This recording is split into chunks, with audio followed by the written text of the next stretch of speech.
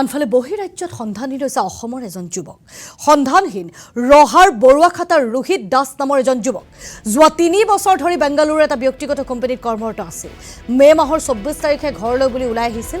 ৰোহিত দাস কিন্তু 26 মেৰ পৰা আজিৰ পৰ্যন্ত পৰিয়ালে কোনো ধৰণৰ যোগাযোগ কৰিব পৰা নাই ৰোহিতৰ সৈতে ইতিমধ্যে পৰিয়ালৰ লোকে ৰহা থানাত সমগ্ৰ বিষয়টোৰ বিষয়ে অৱগত কৰিছে যদিও কোনো ধৰণৰ সুফল লাভ কৰা নাই পৰিয়ালৰ লোকে কোনো লোকে ৰোহিতৰ সন্ধান পালে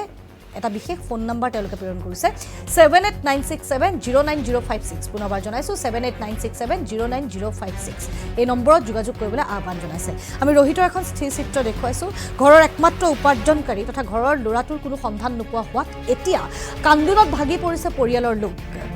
পেট প্ৰবৰ্তাবলৈ বা কৰ্মৰ সন্ধানত বহিৰাজ্যলৈ যোৱা ৰোহিত ঘৰলৈ আহিবলৈ ওলাইছিল কিন্তু ঘৰলৈ আহিবলৈ ওলোৱাৰ পৰা আজি পৰ্যন্ত কোনো ধৰণৰ সংসূত্ৰ নাই কি কয় পৰিয়ালৰ লোকে শুনাব বিচাৰিছো এই মুহূৰ্তত মোৰ ৰোহিত দাস বৰ্তমান শনিবাৰ দিনাখন তেওঁ মানে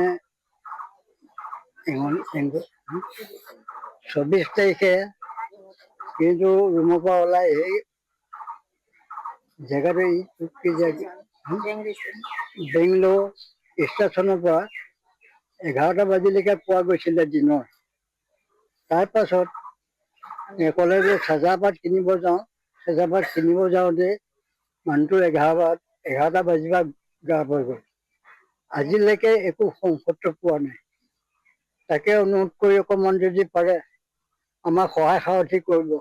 মোৰ মানুহজন ৰোহিত দাস তেখেতে কোম্পানীৰ ৰুমৰ পৰা ওলাই আহি ষ্টেচনত 24 তাৰিখে পাইছেহি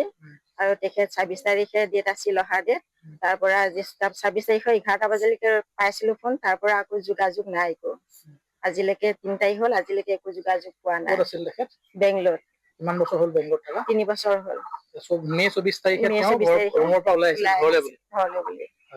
তাৰ পৰা আমি 26 তাৰিখে 11টা বজাত পাইছো ফোন তাৰ পৰা যোগাযোগ একো নাপালো আৰু এজাহাৰে কৈছে দিওঁতে কৈছে যে আমি তেখেতৰ ফোনটো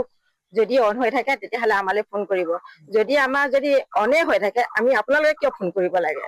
আমি তেওঁৰ লগতে যোগাযোগ কৰিব পাৰিম সেইবুলি মই কাটি দিলো ফোনটো আপোনালোকৰ যোগাযোগ হৈছে একো পোৱা নাই